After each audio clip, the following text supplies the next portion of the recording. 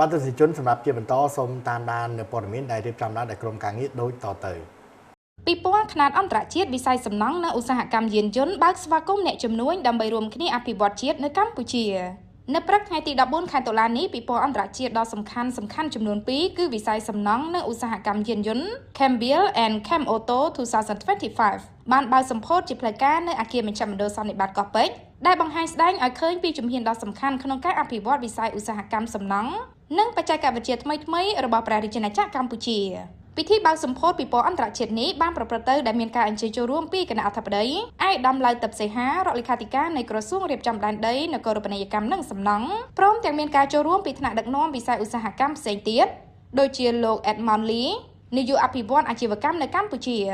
និងឯកឧត្តមបណ្ឌិត តាន់ ម៉ូនីវ៉ាន់ប្រធានសហព័ន្ធឧស្សាហកម្មយានយន្តកម្ពុជាពិព័រណ៍នេះមានអ្នកចូលរួមតាំងបង្ហាញផលិតផលប្រមាណជាង100ក្រុមហ៊ុន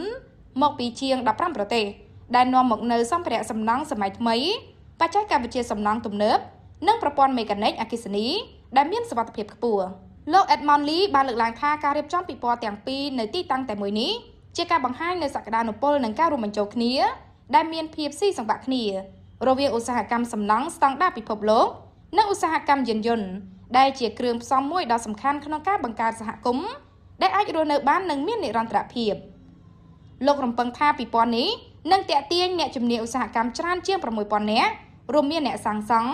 អភិវឌ្ឍអគារវិស្វករជំនាញយានយន្តនិងអ្នកវិនិយោគជាដើមឯកឧត្តមរដ្ឋលេខាធិការឡៅ តឹបសេហាបានមានប្រសាសន៍ថាពិព័រណ៍ទាំងពីរនេះ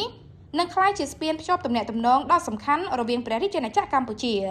និងសហគមន៍អន្តរជាតិដែលនាំមកនូវបច្ចេកវិទ្យាឯកទេសនិងដំណោះស្រាយទំនើបដែលនឹងស្ថាបនាអនាគតរបស់វិស័យសំណង់ឧស្សាហកម្មនិងយានយន្តនៅកម្ពុជាឯកឧត្តមបានបន្ថែមថានេះមិនត្រឹមតែជាឱកាសអាជីវកម្មប៉ុណ្ណោះទេតែជាវិថីនៃការអភិវឌ្ឍដែលមាននិរន្តរភាពនិងឯករាជ្យនៃបច្ចេកវិទ្យារបស់ប្រទេសជាតិផងដែរក្រៅពីការតាំងពិព័រណ៍នៅក្នុងកម្មវិធីនេះក៏នឹងមានរៀបចំជាវេទិកាដើម្បីបង្ហាញពីជំនាញបច្ចេកទេសដែលផ្ដល់ចំណេះដឹងសំខាន់ដូចជា